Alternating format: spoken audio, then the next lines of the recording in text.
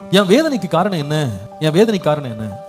நம்ம தேவ சமூகத்தில் போய் நம்மை தாழ்த்தி அர்ப்பணித்து, ஆண்டவரே நீங்க எனக்கு கொஞ்சம் டெஸ்ட் பண்ணுங்க ஆண்டவரே, என்னை ஆராய்ந்து என்னை அறிந்தருளும், என்னை சோதித்து அறிந்தருளும்னு கேட்டா இந்த மாதிரி டெஸ்ட்லாம் ஆண்டவர் கொண்டு வருவாரு. அக்கிரமத்துக்கு ஏதாவது இடம் கொடுத்தியாப்பா? அந்நிய தேவர்களுக்கு பின்னால போனியா?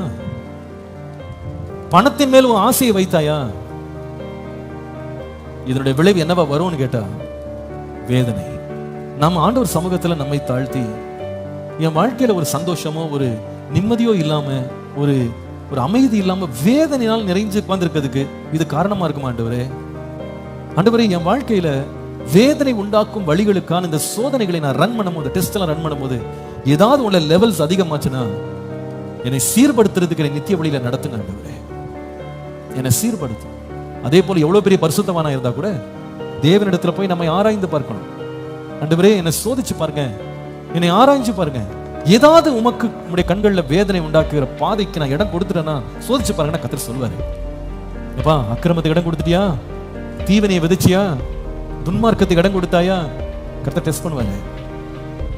அந்நிய தேவர்களை நாடி போனாயா? டெஸ்ட் பண்ணுவாரு. ஏன்னா அதனால வேதனை வர வாய்ப்பு இருக்கு. பண ஆசையில விழுந்துட்டியா? பொருளாசையில விழுந்துட்டியா? உலக சிநேகத்துல போய் விழுந்துட்டியா? டெஸ்ட் பண்ணுவாரு. அது இல்லாம வேதனை வாழ்க்கையில வருவதற்கு வாய்ப்பே இல்லை.